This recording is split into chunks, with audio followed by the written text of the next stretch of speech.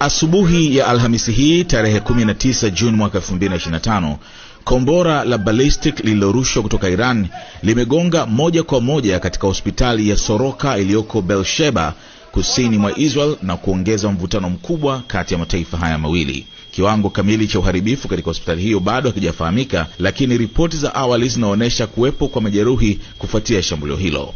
Mamlaka za Israel bado hazijatoa taarifa rasmi kuhusu idadi ya walioumia au hali ya hospitali. Shambulio hilo lilikuwa sehemu ya mvua kubwa ya makombora ya ballistic kutoka Iran yaliyolenga maeneo ya kati na kusini mwa Israel, huku milio ya ving'ora ikisikika kote nchini humo, ikiwemo maeneo ya kaskazini na mji wa Jerusalem.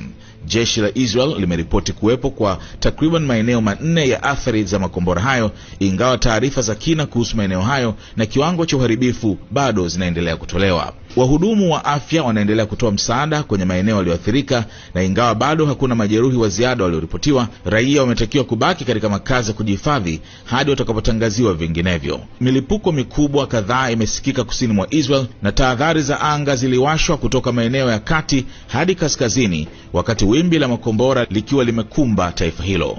Shambulio la hivi karibuni limekuwa kubwa zaidi kuliko mashambulizi ya awali kutoka Iran, likionyesha kuongezeka kwa mashambulizi. Vyombo vya habari vya Israel vinadai vinafuatilia kwa karibu tukio hili, na taarifa zaidi zinatarajiwa kutolewa kadri hali inavyoendelea kufahamika.